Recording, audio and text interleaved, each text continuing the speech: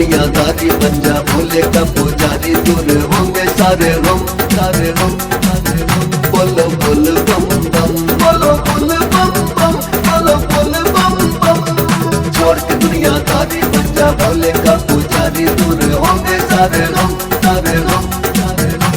बोलो बोल बम बम, बोलो बोल बम बम, बोलो बोल बम बम।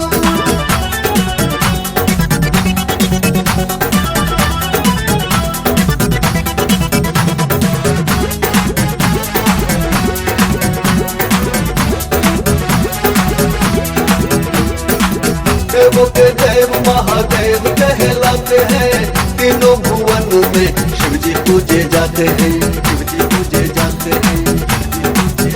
हाँ, देवों के देव महादेव कहलाते हैं, तीनों भुवन में शिव जी पूजे जाते हैं।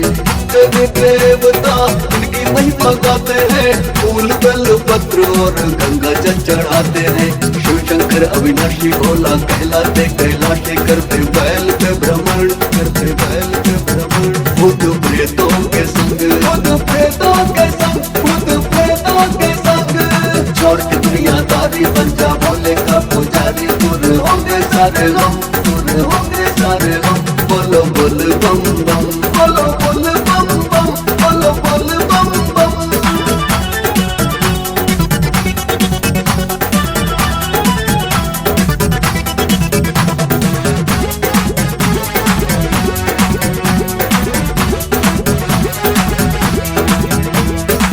कांवर उठा के चलो शिव जी के द्वार, बिगड़ बनेगी तेरी नैया होगी पार, नैया होगी पार।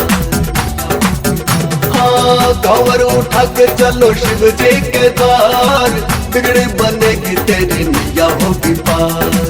और भक्तों चलो बाबा दरबार, भोला जी सुनते हैं सबकी पुकार। अपना भोला है दयालु, अपना शंभु है कृपालु। प्यारे आ जाओ शरण, प्यारे आ जाओ शरण। छोलो शिव के चरण, छोलो शिव के चरण, छोलो शिव के चरण। छोड़ के दुनियादारी बन जा भोले का पुजारी, दूर होंगे सारे गम सारे गम सारे गम। बोलो बोल बम बम, बोलो बोल बम बम, बोलो बोल बम बम। छोड़ के दुनियादारी बन जा भोले का पुजारी, दूर होंगे सारे गम सारे गम सारे गम।